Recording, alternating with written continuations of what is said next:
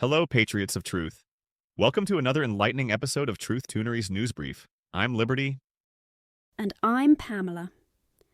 Today we're not just reporting the news, we're questioning it, dissecting it, and giving you the perspective you won't get anywhere else. That's right, Pamela.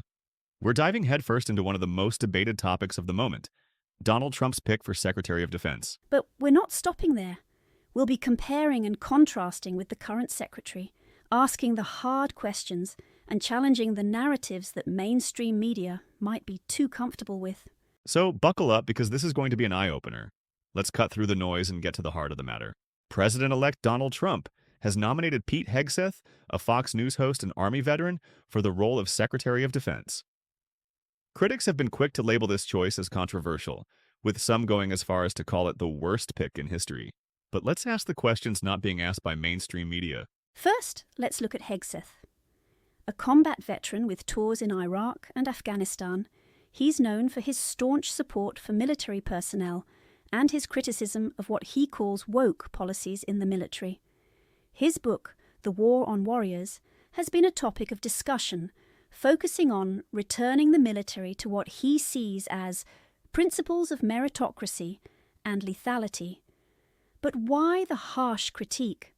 Is it his lack of traditional policy experience, or is there more to this narrative? Now, let's contrast this with the current Secretary of Defense.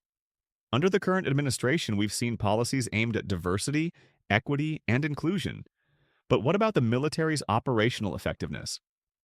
Critics argue that under this leadership, the military has been weakened, distracted from its core mission, and perhaps even politicized. Adding to the complexity, there was an instance where the secretary was reportedly sick and did not disclose it to the public.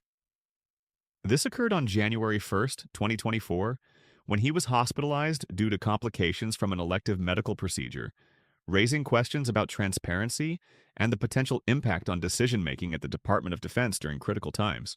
And here are some questions I think deserves our attention. How does Hegseth's military experience stack against the current secretary's?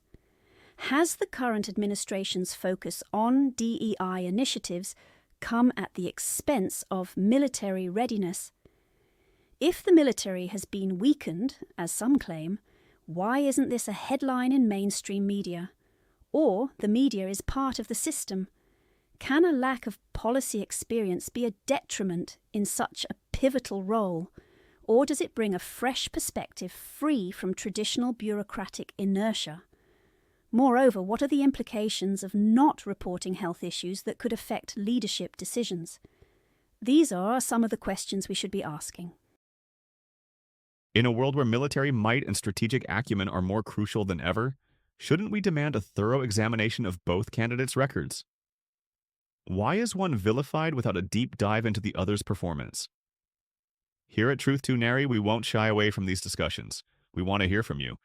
What questions do you have about this appointment? Share your thoughts in the comments. Thanks for tuning in to Truth Tunery's News Brief. Don't forget to like, share, and subscribe for more in-depth coverage on the stories they're not telling you. Stay curious.